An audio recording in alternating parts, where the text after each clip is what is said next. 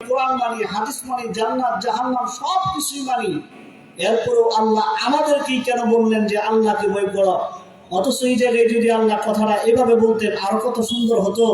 ইয়া আইয়ুহাল কাফিরুন, হে কাফির সম্প্রদায়, তোমরা যারা আল্লাহ মানো না, নবী মানো না, কোরআন মানো না, হাদিস মানো না, তোমরা যারা আল্লাহর কোনো কিছুই মানো না, তোমরা আল্লাহকে ভয় করো।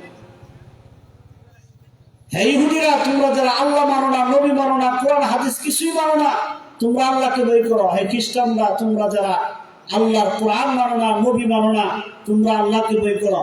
কথাটা এইভাবে বললেই তো মনে হয় ভালো হইতো, কিন্তু আল্লাহ তাআলা আমাদেরকে উল্টা বলতেছেন। আমরা যারা আল্লাহকে মানি, নবী মানি, কোরআন হাদিস মানি, আমাদেরকে আল্লাহ উল্টা বলেন যে তোমরা আল্লাহকে ভয় করো। একটু কথাটা আমাদের কাছে কেমন উল্টা উল্টা মনে হইতেছে না? কথা মনে বুঝেন নাই আপনারা? বুঝছেন নি আপনারা? কথা যদি বুঝেন তাহলে একটু হামও করেন, আর যদি এই পেজ বুঝ না বুঝেন তাহলে আলোচনা বুঝবেন না। তো আমার পরে যারাই দিচ্ছে এরা তো আরো তো খারো আজ করবো, এগুলো কেমনি বুঝবেন? আমি তো সরল ভাষায় বলতেছি। একটা উদাহরণ দিলে আপনারা বুঝবেন। গরমের মৌসুম, প্রচন্ড গরম।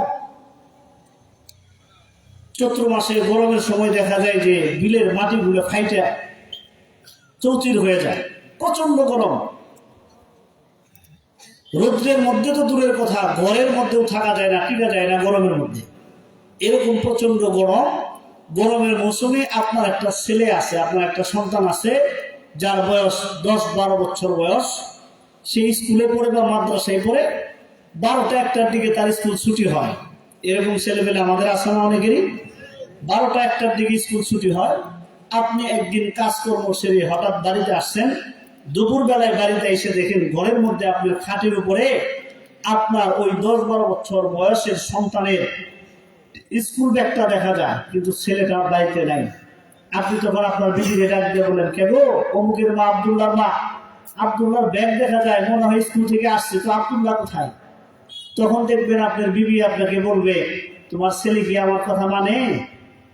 তোমার ছেলে কি আমার কথা শুনে?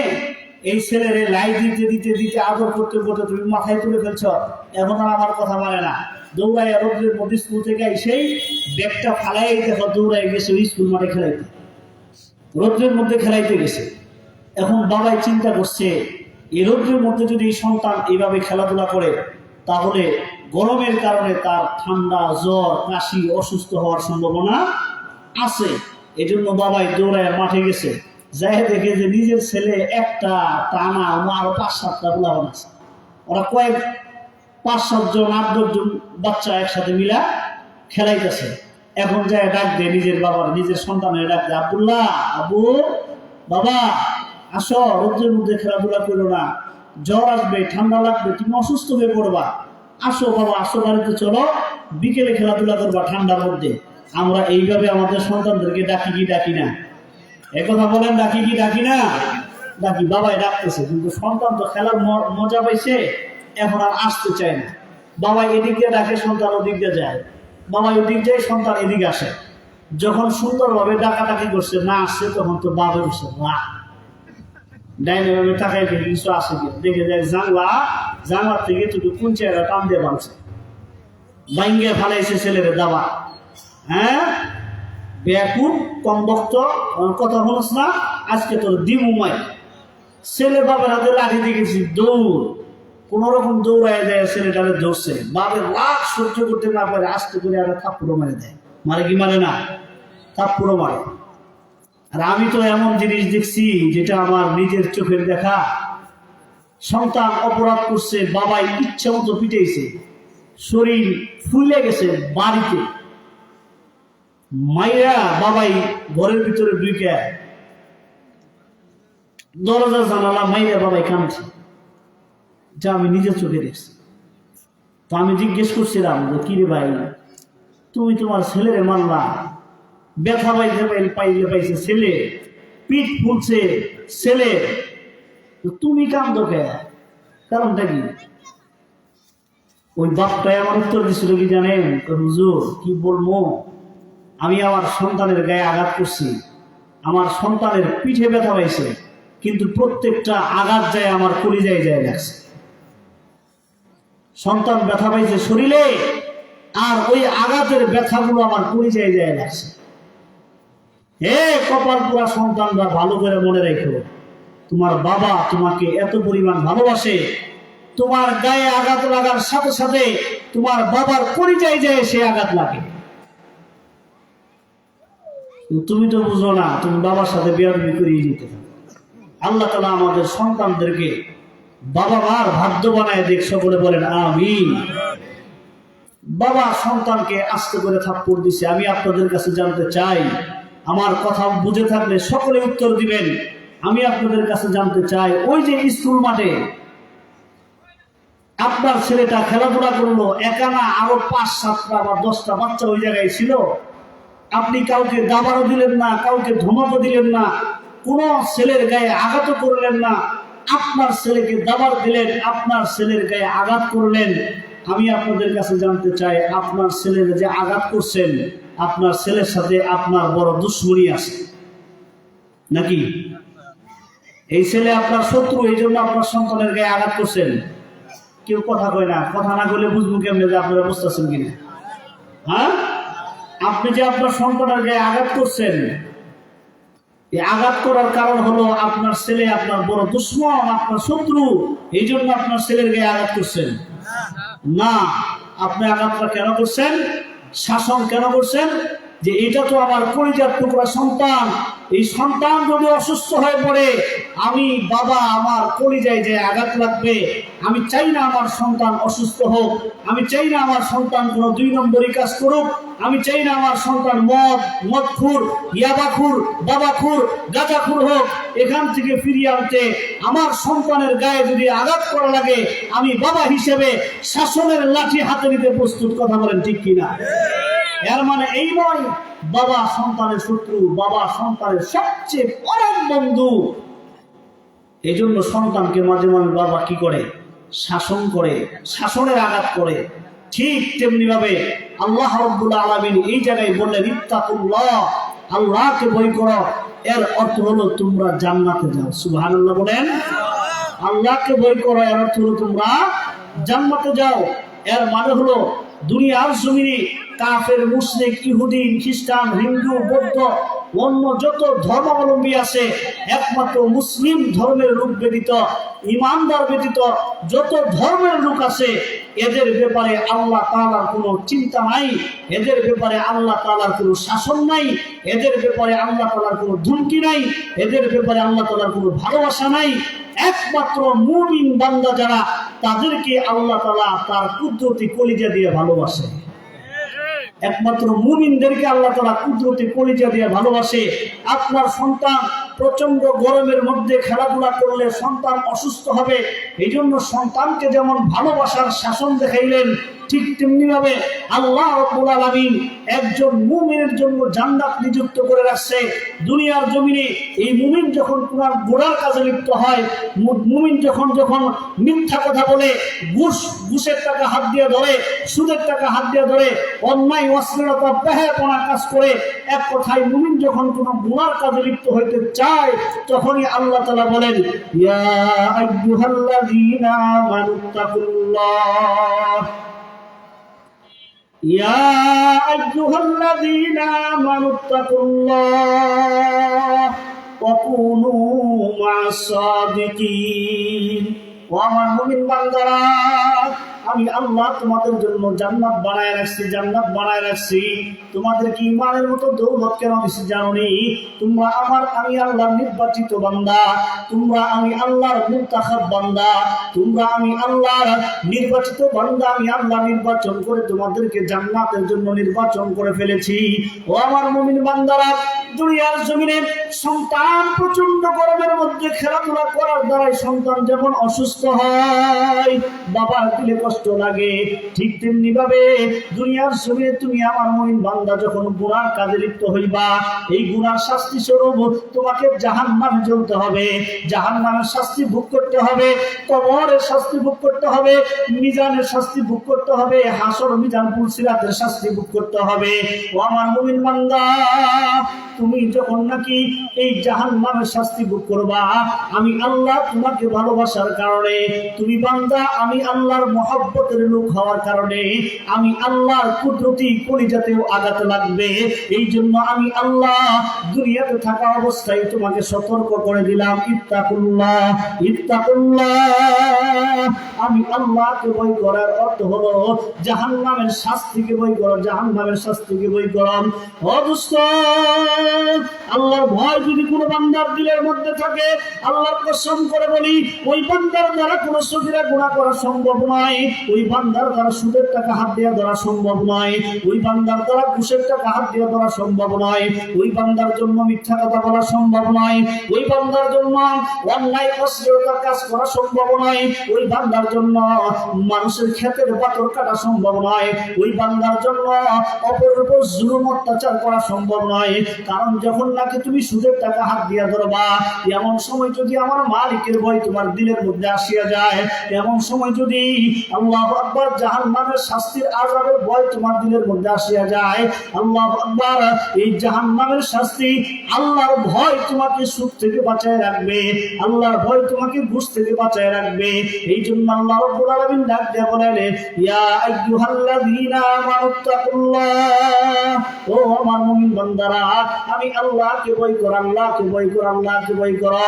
ও দুষ্ট, আপনি প্রশ্ন করতে পারেন, ও হুজুর আমরা তো আল্লাহকে সকলেই ভয় করি, সকলেই ভয় করি, এরপর আবার কিভাবে ভয় করা দরকার? ও দুষ্ট, আমার আল্লাহকে কি পরিমাণ ভয় করা দরকার জানোনি? আল্লাহু আকবার, ওই যে সাপের মতো ভয় করলে চলে না, বাঘের মতো ভয় করলে চলে না, আল্লাহর সৃষ্টি মাখলুকের মতো ভয় করলে চলে না। আল্লাহু আকবার। ও মুসলমান, কথা ভালো করে বোঝার চেষ্টা করেন। এই যে মজমার মধ্যে অনেকগুলো মানুষ বসে আছেন, এই জায়গার মধ্যে একটা ক্ষুধার্ত হিংস্র বাঘ যদি এই জায়গার মধ্যে প্রবেশ করে, আপনার যে যে জায়গায় আসেন সকলে ওই জায়গাতে বসে থাকবেন তো? কথা বলেন, বসে থাকবেন? এই জায়গায় যদি একটা ক্ষুধার্ত হিংস্র বাঘ ঢুকে, তাহলে আমরা এই জায়গায় এইভাবে বসে থাকবো? আমাদের মধ্যে দৌড়াদৌড়ি শুরু হয়ে যাবে, আমাদের মধ্যে বাঘের হাত থেকে বাঁচার জন্য দৌড়াদৌড়ি শুরু হয়ে যাবে। কে কোন দিক দিয়ে পালাবে কোনো খবর থাকবে না। কারণ কি? কারণ কি? ওই যে বাঘের ভয় আমার দিলের মধ্যে আসে, এই জন্য বাঘের হাত থেকে বাঁচার জন্য আমরা দৌড়াই। কথা বলেন ঠিক কিনা? এই জায়গার মধ্যে অদুষ্ট একটা বিষধর সাপ যদি ঢুকে ফেলে, তাহলে দেখবেন আমাদের মধ্যে দৌড়াদৌড়ি শুরু হয়ে যাবে। কারণ আমাদের দিলের মধ্যে সাপের ভয় আছে, এই সাপটা সুবল দিলে ধ্বংসন করলে আমরা মারা যাবো। অদুষ্ট, এই জায়গার মধ্যে যদি আগুন লাগিয়ে যায়, তাহলে দেখবেন আমরা দৌড়াদৌড়ি শুরু করে দিব। কারণ আমাদের মধ্যে আগুনের ভয় আছে, এই আগুন যদি আমাদের গায়ে লাগে আমরা পুড়ে যাব। ও মুসলমান, বাঘের ভয় থাকার কারণে যদি দৌড়াইতে থাকো, সাপের ভয় থাকার কারণে যদি দৌড়াইতে থাকো, ওই আগুনের ভয় থাকার কারণে যদি দৌড়াইতে থাকো, ও মুসলমান একটু চিন্তা করে দেখো, এই আগুনের সৃষ্টিকর্তা আল্লাহ, বাঘের সৃষ্টিকর্তা আল্লাহ, সাপের সৃষ্টিকর্তা আল্লাহ। ও দুষ্ট, সৃষ্টি মাখলুক দেখে যদি এত ভয় হয়, তাহলে তার স্রষ্টাকে দেখে কি পরিমাণ ভয় করা উচিত? কথা বলেন ঠিক কিনা? ঠিক কিনা? আল্লাহু আকবার, আল্লাহু আকবার। ও দুষ্ট, আল্লাহর ভয় হলো সকলের ঊর্ধ্বে, সকলের ঊর্ধ্বে। আল্লাহর ভয় কি জিনিস জানোনি? ওই যে ছুরির সামনে, আল্লাহু আকবার, ছুরির নিচে গলা, তোমার ছুরির নিচে গলা। ও দুষ্ট, তোমার গলার উপর ছুরি লাগাইয়া যদি তোমাকে বলা হয় আল্লাহকে বাদ দিয়া হিন্দু ধর্ম গ্রহণ করো, আল্লাহু আকবার, আল্লাহকে বাদ দিয়া মূর্তিকে দেবতা মানো, নবীকে বাদ দিয়া ওই রামকৃষ্ণকে তোমার নবী মানো, দেবতা মানো, আল্লাহু আকবার, এই ছুরির নিচে গলা রাখিয়া কোন মুসলমান যদি বলতে পারে আমি হাসি মুখে মৃত্যু বরণ করে নিতে রাজি আছি, কিন্তু আল্লাহ ছাড়তে রাজি নাই, এই ব্যক্তি হলো এক নম্বরের মুমিন। কথা বলেন ঠিক কিনা? আজকে তো আমরা 500 টাকার বিনিময়ে আমার ইমান বিক্রি করে ফেলি। আজকে তো 200 টাকার বিনিময়ে আমার ইমান বিক্রি করে ফেলি, 1000 5000 টাকার বিনিময়ে আমার ইমান বিক্রি করে ফেলি। কথা বলেন ঠিক কিনা? কিন্তু ইমান এমন একটা দৌলত, আল্লাহর কাছ থেকে চেয়ে পাওয়া যায় না। ইমান এমন একটা দৌলত, যে দৌলত আল্লাহ তোমাকে মহব্বত করে দান করেছে। এই দৌলত কোনোদিন টাকা দিয়ে বিক্রি করিও না, এই দৌলত কোনোদিন সম্মান দিয়ে বিক্রি করিও না, এই দৌলত কোনদিন চেয়ারের লোভে পড়িয়া বিক্রি করিও না। এই দৌলত কখনোই কোন কিছুর বিনিময়ে এই দৌলতকে বিক্রি করিও না। আল্লাহু আকবার, আল্লাহু আকবার। দুষ্ট একজন ইমানদারের দাম কত জানেন? দাম কত জানেন? আল্লাহু আকবার। বিন্দু পরিমাণ ইমানের কি পরিমাণ দাম জানেন? একজন রিকশাওয়ালা, একজন দিনমজুর, সমাজের মধ্যে সবচেয়ে একজন নিকৃষ্ট নিম্ন শ্রেণীর ব্যক্তি, যাকে আমরা সালিশ দরবারে ডাকি না, যাকে আমরা সালাম কালাম দিই না, যাকে আমরা মূল্যায়ন করি না, এমন নিকৃষ্ট এমন সমাজের মধ্যে নিম্ন শ্রেণীর একজন ব্যক্তি যদি ইমানদার হয়, আল্লাহু আকবার, মৃত্যুবরণ করার পর কাল কিয়ামতের ময়দানে এই নিম্ন শ্রেণীর ব্যক্তির সম্মান আল্লাহ তাআলার কাছে সবচেয়ে বেশি। সুবহানাল্লাহ। অদুষ্ট বাংলাদেশের প্রধানমন্ত্রী, আমেরিকার প্রধানমন্ত্রী, জাতিসংঘের মহাসচিব যদি হয়, যার আঙ্গুলের ইশারায় গোটা বিশ্ব থরথর করে কাঁপতে থাকে, জাতিসংঘের মহাসচিব যদি হয়, তার ভিতরে যদি ঈমান না থাকে, মৃত্যুর পরে এই মহাসচিবের দাম আল্লাহর কাছে একটা মশার সমতুল্য হবে না। ইত্তাকুল্লাহ, ইত্তাকুল্লাহ, ইত্তাকুল্লাহ। আল্লাহকে ভয় করো, আল্লাহকে ভয় করো। অদুষ্ট নেতাকে ভয় করে কোনো লাভ নাই, অদুষ্ট নেত্রীকে ভয় করে কোনো লাভ নাই, মেম্বার চেয়ারম্যানকে ভয় করে কোনো লাভ নাই, ক্ষমতাধর ব্যক্তিদেরকে ভয় করে কোনো লাভ নাই। আল্লাহু আকবার, আল্লাহু আকবার। যখন নেতা নেত্রী ক্ষমতাধর ব্যক্তির কাছে তুমি দুর্বল হয়ে পড়বা, সাথে সাথে মনে করতে হবে তোমার ঈমানের মধ্যে সমস্যা আছে। কথা বলেন ঠিক কিনা? ঈমানের মধ্যে সমস্যা আছে। এই জন্য মেরে ভাইয়ের দুষ্ট বুজুর্গ, আল্লাহর ভয় দিনের মধ্যে প্রত্যেকটা সেকেন্ডে সেকেন্ডে লালন করতে হবে। আল্লাহর ভয় আসার জন্য এক নম্বরের অস্ত্র হলো, এক নম্বরের হাতিয়ার হলো দুষ্ট প্রত্যেকটা সেকেন্ডে সেকেন্ডে, প্রত্যেকটা মিনিটে মিনিটে, প্রত্যেকটা মুহূর্তে মুহূর্তে আমার আল্লাহর প্রেম আর ভালোবাসা দিলের মধ্যে লালন করিয়া এই জবান দিয়া আমার আল্লাহকে জিকির করা। আল্লাহ আল্লাহ আল্লাহ আল্লাহ আল্লাহ আল্লাহ আল্লাহ আল্লাহ আল্লাহ আল্লাহ আল্লাহ আল্লাহ আল্লাহ আল্লাহ আল্লাহ আল্লাহ আল্লাহ। हर तमन्ना दिल से रुखसत हो गई, हर तमन्ना दिल से रुखसत हो गई, अब तू आजा, अब तू खिलवत हो गई, दिल मेरा बन जाए एक मैदान हो, दिल मेरा बन जाए एक मैदान हो, तू ही तू हो, तू ही तू हो, तू ही तू। और दुष्ट আল্লাহু আকবার, আল্লাহু আকবার। এই যে ঠান্ডার দিন চলে আসছে, আল্লাহু আকবার, রাত্র যত গভীর হয়, লেপের নিচে কম্বলের নিচে তোমার আমার ঘুমটা তত ভালো হয়। কথা বলেন ঠিক কিনা? কিন্তু আল্লাহ ওয়ালা ব্যক্তি যারা ছিল, যাদের দিলের মধ্যে মালিকের ভয় লালন করে ফেলেছে, অদুষ্ট রাত্র যত গভীর হয়, বিছানা তাদের জন্য তত হারাম হয়, হারাম হয়। আল্লাহু আকবার, আল্লাহু আকবার। একটাবার মহব্বতের নিয়া, একটাবার দিলের মধ্যে প্রেম আর ভালোবাসা নিয়া আমার মালিকের সাথে সম্পর্ক করার জন্য অদুষ্ট গভীর রজনীতে উঠিয়া ঠান্ডা পানি দিয়া ওযু করিয়া 2 রাকাত নামাজ পড়িয়া আল্লাহু আকবার যাই নামাজের মধ্যে বসিয়া আমার মালিককে একবার ডাক দিয়া বলো না, গুনাহো মে সারি উমর গুজারি, গুনাহো মে সারি উমর গুজারি, আই মেরি মাওলা, আই মেরি বারি। আল্লাহু আকবার। একবার আমার মালিককে ডাক দিয়া বলো না, ও আল্লাহ, গুনাহ করতে করতে নিজের জীবনটা আমি শেষ করে ফেলেছি। রাতের অন্ধকারে গুনাহ করেছি, দিনের আলোতে গুনাহ করেছি, প্রকাশ্যে গুনাহ করেছি, গোপনে গুনাহ করেছি। আয় আল্লাহ, গুনাহ করতে করতে গুনার সাগর আমি বানায় ফেলছি গো মাওলা।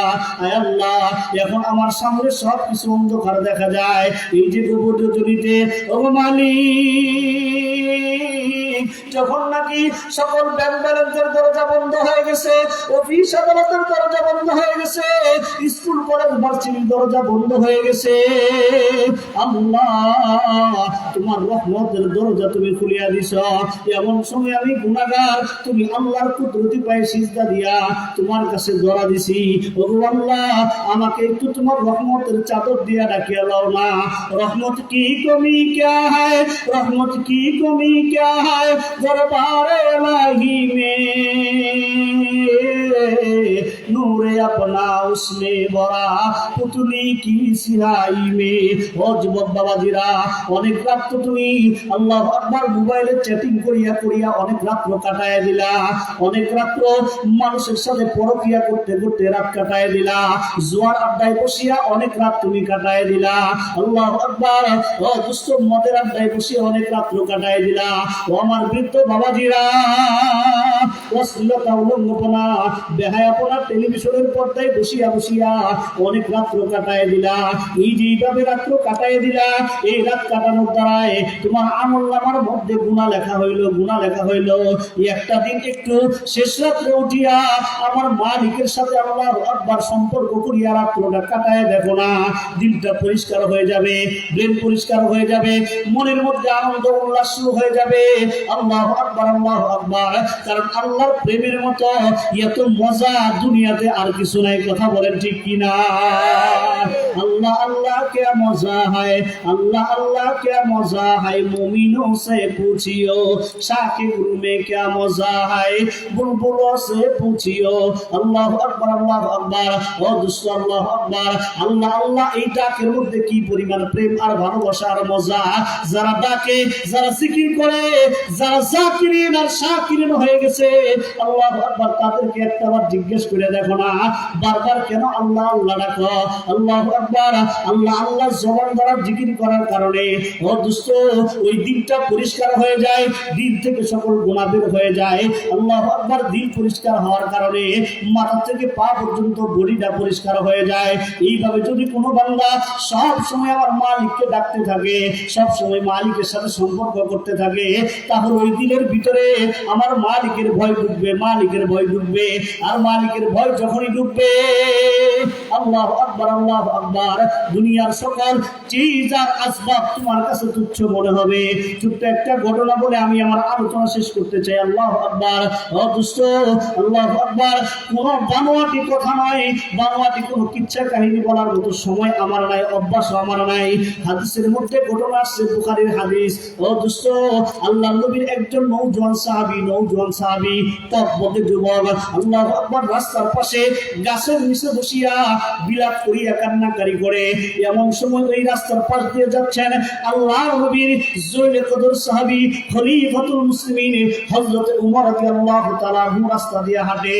ও দুষ্ট, উমর রাদিয়াল্লাহু তাআলা আনহু দেখতে পায় একজন নওজোয়ান যুবক চিল্লায় চিল্লায় আবেগে আপ্লুত হইয়া কান্না করতে থাকে।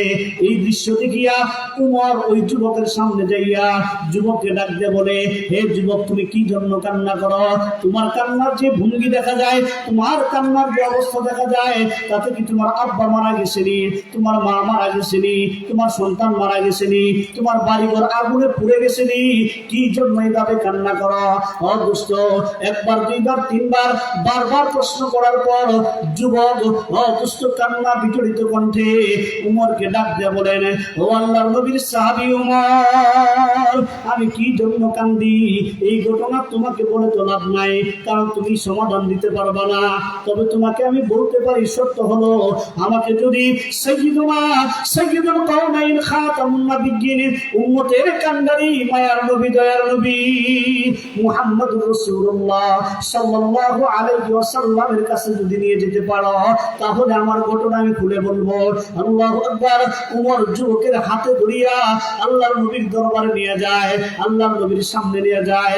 কিন্তু যুবকের কান্না এতই ভারী ছিল, যুবক এতই আবেগে আপ্লুত হইয়া কান্না করলো, যুবকের কান্না দেখিয়া নিজের অজান্তেই উমর রাদিয়াল্লাহু তাআলা আনহুর চোখ থেকে টপ টপ করে পানি বেয়ে পড়ছে। ও মুসলমান, আমাদের আশপাশের বাড়িতে যদি মানুষ মারা যায়, দেখবেন লাশ দেখতে গিয়ে ও দুষ্ট ওই বাড়ির মানুষের কান্নার কারণে অবস্থা দেখিয়া দেখবেন আপনি কান্না করেন না, এরপর আপনার চোখ থেকে টপ টপ পানি বের হয়। কথা বলেন ঠিক কিনা? কান্না করা লাগে না, কিন্তু কান্নার অবস্থা, পরিবেশ পরিস্থিতি দেখিয়া চোখ থেকে এমনিতেই পানি বের হয়ে আসে। উমর রাদিয়াল্লাহু তাআলা আনহু, আল্লাহু আকবার, যুবকের অবস্থা দেখিয়া উমরের চোখ থেকে টপ টপ করে পানি ঝরতেছে। আল্লাহর নবী মুহাম্মদুর রাসূলুল্লাহ উমরের দিকে তাকাইয়া উমরকে ডাক দিয়ে বলেন, ও আমার সাহাবী উমর, তুমি তো শক্ত দিলের সাহাবী, সঙ্গ দিলের সাহাবী, অনেক কঠিন হৃদয়ের সাহাবী, তোমার চোখে তো পানি আসার কথা না, কি এমন ঘটনা ঘটলো তোমার চোখ দিয়ে টপ টপ করে পানি পড়ে? উমর রাদিয়াল্লাহু তাআলা আনহু আল্লাহর নবীকে ডাক দিয়ে বলেন, ওগো নবী, আমি কি জন্য কান্দি আমি জানি না, তবে যুবকের কান্না দেখি আমার চোখের পানি ধরে রাখতে পারলাম না। জিজ্ঞেস করেন যুবককে কি জন্য কান্দে? আল্লাহর নবী যুবককে ডাক দিয়ে বলে, হে যুবক, কি জন্য কান্না করো? যুবক কথা বলতে পারে না। আল্লাহর নবী জিজ্ঞেস করে, তোমার বাবা মারা গেছেনি? যুবক কথা বলতে পারে না। তোমার বিবি মারা গেছেনি? যুবক কথা বলতে পারে না। তোমার মা মারা গেছেনি? যুবক কথা বলতে পারে না। তোমার সন্তান মারা গেছেনি? যুবক কথা বলতে পারে না। আল্লাহু আকবার। এইবার আল্লাহর নবী ধমকের সুরে যুবককে ডাক দিয়ে বলে, কি ব্যাপার, শুধু কান্নাই করবা নাকি? কি জন্য কান্দো সেটা কি আমাকে বলবা না? ও দোস্ত, এইবার যুবক হেসকি দিয়ে কান্না করে আর আল্লাহর নবীকে বলতেছিলেন, ওগো নবী, আমি এমন একটা গুনাহ করে ফেলেছি, এমন একটা পাপ কাজ করে ফেলেছি, অন্যায় করেছি আমার মালিকের সাথে। আমার মনে হয় আমার মালিক আমাকে ক্ষমা করবে না। আল্লাহর নবী ডাক দিয়ে বলেন, হে যুবক, কি এমন অন্যায় করেছো যে আল্লাহ ক্ষমা করবে না? আল্লাহু আকবার। আল্লাহ সবচেয়ে ক্ষমাশীল, আল্লাহ হলেন গফুরুর রহিম।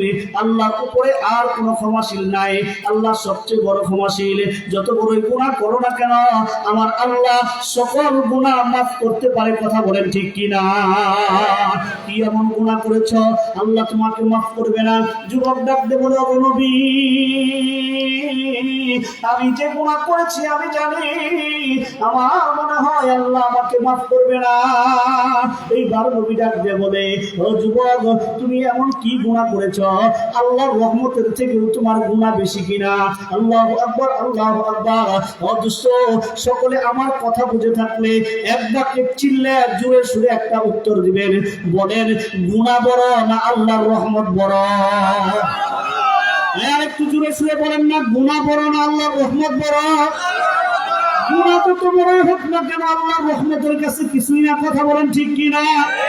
একজন যত বড় গুনাহগারী হোক না কেন, আমার মালিকের কাছে যাইয়া যদি মাথা নত করতে পারে, আমার মালিকের কাছে যদি সারেন্ডার করতে পারে, যত বড় গুনাহগার হোক না কেন, সাগরের ফেনা সমতুল্য গুনাহ হোক না কেন, আসমানের সমতুল্য গুনাহ হোক না কেন, পাহাড় সমতুল্য গুনাহ হোক না কেন, আমার মালিকের কাছে যাইয়া যদি সারেন্ডার করতে পারে, তওবা করতে পারে, আমার মালিক রহমতের চাদর দিয়া সমস্ত গুনাহ মাফ করিয়া রহমতের চাদর দিয়া খুলে তুলে নেয়। কথা বলেন ঠিক কিনা? এইবার আল্লাহর নবী জিজ্ঞেস করে, ও যুবক, তুমি কি গুনাহ করেছো? আল্লাহর রহমতের থেকেও বড় গুনাহ করেছো কিনা? ও দুষ্ট, আমরা যদি বুঝতে পারি গুনাহ থেকে আল্লাহর রহমত বড়, তাহলে ওই যুবক কি বুঝতে পারে নাই? কথা বলেন, যুবক কি বুঝতে পারে নাই? যুবকও কিন্তু বুঝতে পারছে, কিন্তু নিজের গুনার উপর এতই অনুতপ্ত যুবকের মুখ ফসকে কথাটা বের হয়ে গেল, ওগো নবী, আমার তো মনে হয় আমি আল্লাহর রহমতের থেকে বড় গুনাহ করে ফেলছি। বলেন নাউজুবিল্লাহ। ও দোস্ত, এই কথাটা বলার অর্থ হলো যুবক নিজের গুনার উপর অনুতপ্ত, এই জন্য কথাটা বলে ফেললো। এইবার আল্লাহর নবী বলেন, কি গুনাহ করেছো ঘটনা খুলে বলো। যুবক ঘটনা খুলে বলে, মুসলমান গভীর মনোযোগ, আমলের নিয়তে কথাটা শুনবেন, আল্লাহর ভয় থাকলে মানুষকে আল্লাহর ভয় কিভাবে বাঁচাইতে পারে। এইবার যুবক আল্লাহর নবীকে ডাক দিয়ে বলেন, ওগো নবী, আমি একজন গরিব ঘরের সন্তান, আমি একজন যুবক মানুষ, আমার কোনো চাকরি বাকরি নাই, আমার কোনো ব্যবসা বাণিজ্য নাই, আমার কোনো ইনকাম সোর্স নাই। ও নবী, তাহলে আমার সংসার কি দিয়ে চলবে? আমি একজন চোর, আমি চুরি করিয়া যা বিক্রি করি, টাকা পয়সা পাই, ওগুলো দিয়ে আমার সংসার পরিচালনা করি। ওগো নবী, আমি যে চোর, তাও কি চোর জানেননি? আমি মানুষের দোকানের সম্পদ চুরি করি না, মানুষের বাড়ি ঘরের সম্পদ চুরি করি না, টাকা পয়সা চুরি করি না, অর্থ সম্পদ চুরি করি না। আমি একজন কাফন চোর। যখন নাকি শুনতে পাই কোন এলাকায় একজন মানুষ মৃত্যুবরণ করেছে, তাকে দাফন করার পর রাতের অন্ধকারে কবরটা খনন করিয়া ওই সাদা কাফনের কাপড়গুলো আমি চুরি করিয়া বাজারে বিক্রি করিয়া ওগুলো দিয়ে আমি আমার সংসার পরিচালনা করি। ওগো নবী, প্রত্যেক দিনের ন্যায় আল্লাহু আকবার। এই যে 2 দিন আগেও মদিনার গুরুস্থানে একজন মানুষের দাফন হয়, একজন মানুষকে দাফন করা হয়। ও নবী, এই মানুষটা একটা মহিলা মানুষ, একজন যুবতী রূপসী সুন্দরী মহিলা মানুষ। আল্লাহু আকবার। এই মহিলাকে যখন কবরের মধ্যে দাফন করা হয়, আমি খবরটা পাইয়া রাতের অন্ধকারে, যখন নাকি সমস্ত এলাকা নিস্তব্ধ হয়ে গেছে, কোনো মানুষ নাই, কোনো জন নাই, একজন নির্জন গভীর রজনী যখন হয়ে গেছে, এমন সময় আমি একটা কোদাল হাতে করে নিয়া ওই গুরুস্থানের ভিতরে ঢুকিয়া যায়। গুরুস্থানের ভিতরে যাইয়া উপর থেকে মাটিগুলো সরাইয়া, পাথরের টুকরাগুলো সরাইয়া, আল্লাহু আকবার আল্লাহু আকবার, খেজুরের পাতাগুলো সরাইয়া আমি কবরের ভিতরে লাফ দিয়ে নামিয়া ওই সুন্দরী রূপসী মহিলা, যুবতী মহিলার গায়ের থেকে টান দিয়া 5 টুকরা কাপড়ের কাপড়গুলো আমার হাতে নিয়ে নেই। এরপরে আমি লাফ দিয়া কবরের উপরে উঠিয়া কাপড়ের কাপড়টা নিয়ে যখন আমি সামনের দিকে অগ্রসর হইতেছিলাম, এমন সময় মনে হয় শয়তান আমাকে পিছন থেকে ধোঁকা দেওয়া শুরু করলো। শয়তান আমাকে ডাক দিয়া বলতে থাকলো, এ যুবক, তুই একজন গরিব ঘরের সন্তান, তুই একজন মূর্খ সন্তান, তুই একজন মূর্খ ছেলে, তোর চাকরি নাই, ব্যবসা নাই, সময় নাই, সম্পদ নাই, তুই একজন মূর্খ গরিব ঘরের সন্তান। হে যুবক, আল্লাহু আকবার, যেই মেয়ের শরীর থেকে কাপড়ের কাপড়টা তুই চুরি করে নিয়ে আসলি, তুই কি মেয়ের পরিচয় জানাস? এই মেয়ের সম্পর্কে তোর ন্যূনতম কোনো ধারণা আসেনি? তুই তো জানোস না এই মদিনার মধ্যে সবচেয়ে ধনাঢ্য ব্যক্তি, সবচেয়ে সম্পদশালী ব্যক্তির ঘরের মেয়ে এইটা। শুধুমাত্র তাই নয়, ও যুবক, আল্লাহু আকবার, এই মেয়েটা এই মদিনার মধ্যে সবচেয়ে সুন্দরী রূপসী একজন মেয়ে। এই মেয়ের এখন পর্যন্ত বিয়ে হয় নাই। শুধুমাত্র তাই নয়, হে যুবক, এই মেয়ে বাবা হওয়ার পর থেকে এখন পর্যন্ত এই মেয়ের চেহারা কোনো পরপুরুষ দেখে নাই। একজন দিনদার মহিলা, একজন পরহেজগার মহিলা, আল্লাহু আকবার, একজন ধনাঢ্য ব্যক্তির মহিলা, সর্বোচ্চ সুন্দরী মহিলা। ও যুবক, তুই ইচ্ছা করলে কোনোদিন এমন মহিলার আশপাশে যাইতে পারবি না। বিবাহ করা তো বহুত দূরের কথা। আজকে যেহেতু সুযোগ আসছে, রাতের অন্ধকারে এমন সুন্দরী মহিলার সাথে যদি জেনা করস, নিজের কাম ভাব যদি পুরা করস, দুনিয়ার কেউ তোকে বাধা দিবে না। আল্লাহু আকবার আল্লাহু আকবার। যুবক আল্লাহর নবীকে ডাক দিয়ে বলেন, ও নবী, শয়তানের ধোঁকায় পড়িয়া, শয়তানের প্ররোচনায় পড়িয়া আমি আবার কবরের দিকে অগ্রসর হইলাম। কবরের উপরে যাইয়া আমার টর্চ লাইটটা বের করিয়া আমি যখন লাশের উপরে টর্চ লাইটটা মারলাম, ও নবী, লাইটের আলো মহিলার গায়ে লাগার সাথে সাথে মহিলার সর্ব অঙ্গে থেকে আল্লাহু আকবার আল্লাহু আকবার চাঁদের মতো ঝলঝল করতেছিল। লাইটের আলো আমার দিকে ফিরে আসতেছিল। ও নবী, এই মেয়েটার এত সুন্দর রূপ, যৌবন, চেহারা দেখিয়া নিজেকে কন্ট্রোল করতে পারলাম না, নিজেকে স্থির রাখতে পারলাম না। লাফ দিয়ে কবরের মধ্যে নামিয়া আমার কান্না পুরা করলাম। মেয়েটার সাথে, লাশটার সাথে জেনা করলাম। নাউজুবিল্লাহি মিন যালিক। চিল্লে বলেন না নাউজুবিল্লাহ। ও নবী, কান্না পুরা করিয়া আমি আবার লাফ দিয়ে কবরের উপরে যখন উঠলাম, উঠিয়া যখন আমি সামনের দিকে অগ্রসর হইতেছিলাম, এমন সময় ও নবী, এই মহিলার কণ্ঠের আওয়াজ আমার কানের মধ্যে লাগতেছে। মহিলা যেন বলতেছে, এরকম ভক্ত যুবক, এরকম যুবক, এরকম ভক্ত নাফরমান যুবক, তোর ঘরে কি মা নাই, তোর ঘরে কি বোন নাই, তোর ঘরে কি তোর বিবি নাই? এরকম ভক্ত যুবক, আমার পরিচয় সম্পর্কে তোর কোনো ধারণা আসেনি। আল্লাহু আকবার আল্লাহু আকবার। আমি তো সাধারণ কোনো মেয়ে নয়, আমি স্বাভাবিক কোনো মেয়ে নয়, ওই পার্কে যায় ফুটানি করার মতো মেয়ে আমি নয়। আল্লাহু আকবার। অর্ধেক শরীর বের করিয়া রাস্তা দিয়া পর পুরুষকে দেখানোর মতো মেয়ে কিন্তু আমি নয়।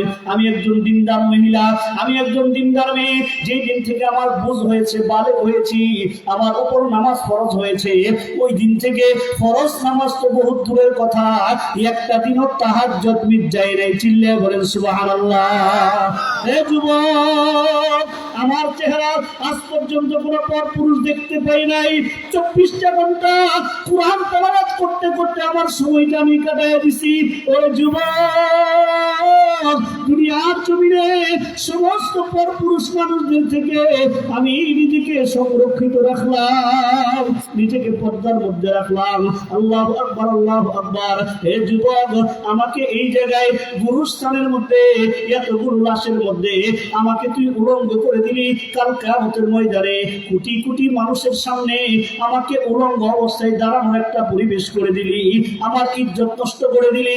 ও যুবক, শুধুমাত্র তাই নয়, কাল কিয়ামতের ময়দানে নাপাক অবস্থায় আমাকে আল্লাহর সামনে দাঁড়ানোর একটা ব্যবস্থা করে দিলি। এই কথা বলিয়া ওগো নবী, যুবক, আল্লাহু আকবার, যুবক ডাক দিয়ে বলেন, ওগো নবী, মহিলা যেন আমাকে বলতেছিল, ইয়া আইয়ুহাস শাবাব, ইয়া আইয়ুহাস শাবাব ইত্তাকিল্লাহ। হে যুবক, আল্লাহকে ভয় করো। হে যুবক, পরকালকে ভয় করো। হে যুবক, মৃত্যুর আযাবকে ভয় করো। হে যুবক, জাহান্নামের শাস্তিকে ভয় করো। তোমার দিলের মধ্যে কি আল্লাহ তাআলার ভয় নাই? তোমার দিলের মধ্যে কি জাহান্নামের কোনো ভয় নাই? আল্লাহু আকবার, আল্লাহু আকবার। ওগো নবী, মহিলা যখন এইভাবে আমাকে ধমক দিতেছিল, আল্লাহু আকবার, সাথে সাথে একটা সেকেন্ডের মধ্যেই আমার দিলের মধ্যে আমার মালিকের ভয় সৃষ্টি হয়ে যায়। ইত্তাকুল্লাহ, ইত্তাকুল্লাহ, ইত্তাকুল্লাহ। ও নবী, আল্লাহর ভয় যখন আমার দিলের মধ্যে আসিয়া যায়, আমার হালত পরিবর্তন হয়ে যায়, আমার মন মেজাজ পরিবর্তন হয়ে যায়, আমার চিন্তা চেতনা পরিবর্তন হয়ে যায়। আমি চিন্তা করলাম, আহারে, এত বড় গুনার কাজ আমার দ্বারা কিভাবে সম্ভব হইল? জেনা করার মতো এত বড় গুনাহ আমি কিভাবে করলাম? আমার চিন্তা চেতনা পরিবর্তন হয়ে গেল। সাথে সাথে দৌড়াইয়া কবরের উপর যাইয়া 5 টুকরা কাপড়ের কাপড় মহিলার গায়ে সুন্দর করে ডাকিয়া আল্লাহু আকবার, আমি কবরস্থান থেকে চলে আসলাম। কারণ আমার চিন্তা হলো, আহারে, যেই গুনাহ করেছি, এই লাশের কাছে মাফ চাইলেও তো লাশ আমাকে মাফ করতে পারবে না। আল্লাহ যদি মাফ না করে, আল্লাহু আকবার, ওই জাহান্নাম ছাড়া আমার আর কোনো উপায় নাই। কথা বলেন ঠিক কিনা? অদুষ্ট আল্লাহর ভয় আসার কারণে, মালিকের ভয় দিনের মধ্যে থাকার কারণে দুনিয়ার শাস্তির থেকে আখিরাতের শাস্তিটা তার কাছে বড় মনে হয়েছে। দুনিয়ার শাস্তি তার কাছে তুচ্ছ হয়েছে। কিন্তু আমার আপনার ভিতরে, এই দেশের মানুষের দিলের ভিতরে মালিকের ভয় না থাকার কারণে ওই যে শহীদ উসমান হাদিকে গুলি করে মারা সম্ভব হয়। কথা বলেন ঠিক কিনা? এই বেঈমানের ভিতরে আল্লাহর ভয় থাকলে উসমান হাদি তো দূরের কথা, একটা পিঁপড়ে কেউ মারতে পারবে না। কথা বলেন ঠিক কিনা? অদুষ্ট সকল রাজনীতিবিদ, সকল নেতা, অদুষ্ট বামপন্থী সকল নেতার ভিতরে মালিকের ভয় না থাকার কারণে বিপক্ষের দলগুলোকে হেনস্থ করা শুরু করে দিচ্ছে। কথা বলেন ঠিক কিনা? অদুষ্ট আল্লাহর ভয় না থাকার কারণে ক্ষমতার লোভে পড়িয়া অদুষ্ট বিরোধী দলদেরকে হামলা, মামলা, জেল জুলুমের শিকার করে। কথা বলেন ঠিক কিনা? আল্লাহু আকবার, আল্লাহু আকবার। আমার দেশের টপ লেভেল থেকে শুরু করে তৃণমূল পর্যায়ের সকল নেতা কর্মীর দিলের ভিতরে যদি আমার মালিকের ভয় সৃষ্টি হয়, আল্লাহর কসম করে বলি, এই বাংলাদেশে মারামারি থাকবে না, কাটাকাটি থাকবে না, হিংসা বিদ্বেষ থাকবে না। এই দেশ হবে একটা ইনসাফের দেশ, এই দেশ হবে ন্যায় নিষ্ঠার দেশ। কথা বলেন ঠিক কিনা? কিন্তু দিলের মধ্যে আল্লাহর ভয় নাই, ক্ষমতার ভয় আছে। এই দিলের মধ্যে সিয়ারের ভয় আছে, কখন যদি আমার নিচ থেকে সিয়ার চলে যায়। এই সিয়ার টিকানোর জন্য একটা কেন 1000টা খুন করতেও প্রস্তুত এই নেতাগুলো। কথা বলেন ঠিক কিনা? মুসলমান সাবধান, নেতা নির্বাচন করতে সাবধানে নির্বাচন করেন, নেতা নির্ণয় করতে সাবধানে নির্ণয় করেন। কারণ সকলের ঊর্ধ্বে আপনি মুসলিম, সকলের ঊর্ধ্বে আপনি যে যে দলই করেন না কেন কোনো আপত্তি নাই। সব দলের ঊর্ধ্বে আমার আপনার পরিচয় হলো আমি একজন। হ্যাঁ, আমাদের কথা বলেন না কেন? যারা কয় না এরা কি মুসলমান না? হ্যাঁ, সাবধানে কথা কইও, সাবধানে কথা কইও, হিসাব করে চিন্তা ভাবনা করে কথা কইও, চিন্তা ভাবনা করে মাঠে চইল, চিন্তা ভাবনা করে মাঠে কথা বইল। তোমার দিলের মধ্যে তোমার রব সৃষ্টিকর্তার থেকে যদি তোমার নেতার ভালোবাসা বেশি হয়, আল্লাহর কসম করে বলি, কাল কিয়ামতের ময়দানে আল্লাহর বিচারের কাঠগড়ায় তোমাকে দাঁড়াইতে হবে। সকলের সাথে আমাদের সম্পর্ক থাকবে দৈহিক সম্পর্ক, শারীরিক সম্পর্ক, আর আত্মার সম্পর্ক থাকবে একমাত্র কার সাথে? চিল্লিয়ে বলেন না, কার সাথে? আল্লাহর সাথে। আল্লাহু আকবার, আল্লাহু আকবার। অদুষ্ট যুবক নিজের ঘটনাটা আল্লাহর নবী মুহাম্মদ রাসূলুল্লাহ সাল্লাল্লাহু আলাইহি সাল্লামের কাছে খুলে বললেন। খুলে বলার সাথে সাথে আল্লাহর নবী ঘটনাটা শুনে মন খারাপ করে ফেললেন, যুবকের দিক থেকে চেহারা সরিয়ে ফেললেন। আল্লাহু আকবার। এই যুবক তো জানে, এই যুবক তো বুঝে, আহারে আমি যে অপরাধ করেছি এমনিতেই আমার অপরাধের কোনো ক্ষমা নাই, এরপরেও নবী যদি রাগান্বিত হইয়া আমাকে একটা বদদোয়া দিয়ে ফেলে, তাহলে তো আমার আর বাঁচন নাই, আর বাঁচন নাই। কথা বলেন ঠিক কিনা? এই জন্য নবী কোনো কথা বলার আগে নবীর দরবার থেকে একটা চিৎকার দিয়া যুবক চলিয়া গেল, চলিয়া গেল। অদুষ্ট একদিন যায়, 2 দিন যায়, 1 সপ্তাহ যায়, 2 সপ্তাহ যায়, আর কোনো খোঁজ খবর নাই। আল্লাহ নবী স্বাভাবিকভাবে চলে। অদুষ্ট 40 দিন অতিবাহিত হয়ে গেলেন। 40 দিন পর আল্লাহর পক্ষ থেকে হযরত জিবরাইল আলাইহিস সালাম আসিয়া অদুষ্ট আল্লাহর নবীকে সালাম দিয়া আল্লাহর নবীকে 3টা প্রশ্ন করেন। আল্লাহর নবীকে প্রথম নম্বর প্রশ্ন করেন, ওগো নবী, সকল কুল কায়নাত আর সকল জান্নাত জাহান্নাম, ওগো নবী, সব কিছু যা কিছু সৃষ্টি জগৎ যা আছে, এই সব কিছুর সৃষ্টিকর্তা আপনি না আল্লাহ? আপনারা কি মনে করেন সবকিছু সৃষ্টিকর্তা নবী? হ্যাঁ, যারা কয় না এবার কি দুমুমুরু কে তো ইমানে ঝামেলা আছে, ওরা বুঝেই না যে সৃষ্টিকর্তা কেনা। নবী হবে আমার মা, আমার মনে মনে দুর্বলতা আছে, নবীও হইতে পারে, যেহেতু নবী আল্লাহর বন্ধু, একত্রে মিলে দিলে এবার করছে নাকি? এরকম বিশ্বাস থাকলে কি ইমান থাকবে না যাবে? সকল কিছুর সৃষ্টিকর্তা কে? হ্যাঁ মুসলমান, জোরে সুরে চিল্লে আওয়াজ দিয়ে বলেন না, কে? সবকিছু সৃষ্টিকর্তা আল্লাহ। এটা জিবরাইল জানে না? আল্লাহ নবীর এই প্রশ্নটা কেন বললেন? কারণ আছে।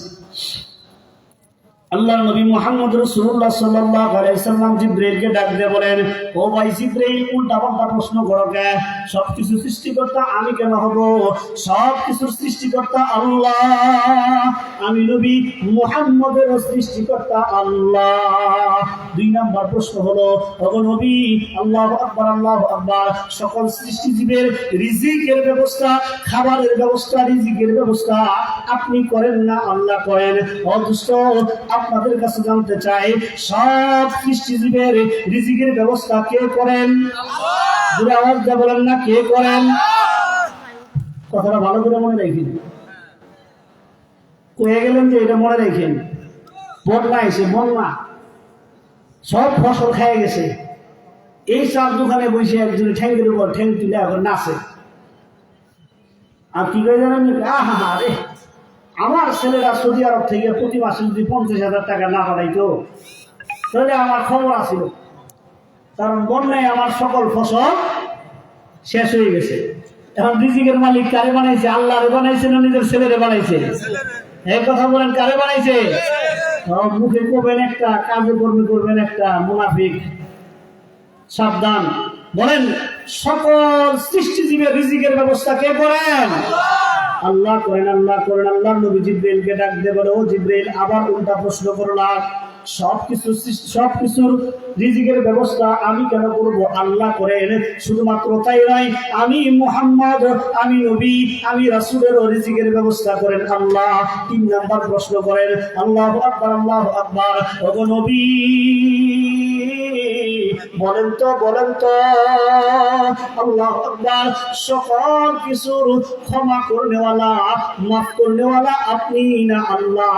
গফুর রহিম আপনি না আল্লাহ? ও মুসলমান, আমি আপনাদের কাছে জানতে চাই, চিল্লে আওয়াজ দিয়ে বলেন না, সকল কিছুর ক্ষমা করনেওয়ালা কে? হ্যাঁ মুসলমান, চিল্লে বলেন না, ক্ষমা করনেওয়ালা কে? আল্লাহ, আল্লাহ, আল্লাহু আকবার। আল্লাহ নবী জিবরাইলকে ডাকতে বলে, জিবরাইল, সব কিছুর ক্ষমা করনেওয়ালা আমি কেন হব, আমি কেন হব? সব কিছু ক্ষমা করনেওয়ালা হলেন আল্লাহ। আল্লাহু আকবার, আল্লাহু আকবার। এইভাবে একটা, দুইটা, তিনটা প্রশ্ন করার পর এইবার জিবরাইল আল্লাহর নবীকে ডাক দিয়ে বলেন, ও দোস্ত, গভীর মনোযোগ, কথাটা ভালো করে কান দিয়ে শোনার চেষ্টা করেন। এইবার জিবরাইল আল্লাহর নবীকে ডাক দিয়ে বলতেছিলেন, ও নবী, মনে আসেনি, আপনাদের মনে আসেনি, আজ থেকে নিয়ে 40 দিন আগে আপনার কাছে একজন নওজোয়ান যুবক আসছিল, নওজোয়ান যুবক আসছিল, যারা করে একটা যুবক আসছিল আল্লাহর কাছে তার গুনাহ মাফের জন্য সুপারিশ করার জন্য। আপনার কাছে 40 দিন আগে একজন নওজোয়ান যুবক আসছিল। ও নবী, এই যুবক কোথায় আছে, কোন অবস্থায় আছে, কি করে, এই খবর আপনার কাছে আসেনি। আল্লাহর নবী মুহাম্মদ রাসূলুল্লাহ জিবরিলকে ডাক দিয়ে বলেন, ও জিবরিল, আমার তো জানা নাই, আমার তো পুরো ধারণা নাই এই যুবক কোথায় আছে, কোন অবস্থায় আছে, আমি তো জানি না, আমি তো জানি না। এখন জিবরাইল আল্লাহর নবীকে ডাক দিয়ে বলেন, ও নবী, আপনি জানেন না, আপনি জানেন না। আল্লাহু আকবার। আপনার দরবার থেকে যেই দিন এই যুবকটা আপনার দরবার থেকে চলে গেল, ও দোস্ত, আল্লাহু আকবার, আপনার দরবার থেকে এই যুবক কখনো বাড়িতে ফিরে যায় নাই, ঘরে ফিরে যায় নাই, আত্মীয়র বাড়িতে যায় নাই, বন্ধু বান্ধবের বাড়িতে যায় নাই, কোন বাড়ি ঘরে না যাইয়া এই যুবক আল্লাহু আকবার জঙ্গলের ভিতরে চলিয়া গেছে, পাহাড়ে চলিয়া গেছে। আল্লাহু আকবার, আল্লাহু আকবার। ওই দিনের পর থেকে এই যুবক আস্তে আস্তে হাঁটতে হাঁটতে পাহাড়ের সর্বোচ্চ চূড়ায় উঠে ফেলেছে। পাহাড়ের সর্বোচ্চ চূড়ায় উঠিয়া আল্লাহু আকবার মালিককে ডাক দিয়ে বলেন, ওগো মালিক, আমার যতদূর ক্ষমতা ছিল উপরের দিকে উঠার মতো পাহাড়ের সর্বোচ্চ চূড়ায় আমি উঠে ফেলছি, এর উপরে উঠার মতো আর কোনো জায়গা নাই। যদি উঠার মতো জায়গা থাকতো আমি সেখানে উঠে ফেলতাম, এর উপরে উঠার মতো আমার আর কোনো ক্ষমতা নাই। ওগো আল্লাহ, সর্বোচ্চ চূড়ায় উঠিয়া তুমি আল্লাহর কাছে আমি কামনা করি, ওগো আল্লাহ, আমার গুনাহ মাফ করলে মাফ করবা, আর যদি মাফ না করো এই পাহাড়ের সর্বোচ্চ চূড়ার থেকে আমি আমাকে ফেলে দিব, সর্বোচ্চ চূড়ার থেকে আমি আমাকে ছেড়ে দিব, পাহাড় থেকে গড়িয়ে গড়িয়ে পড়িয়া আমার জীবন আমি শেষ করে দিব। ওগো আল্লাহ, হয়তো মাফ করবা, না হয় আমার জীবন আমি শেষ করে দিব। জিবরিল ডাক দিয়ে বলেন, ওগো নবী,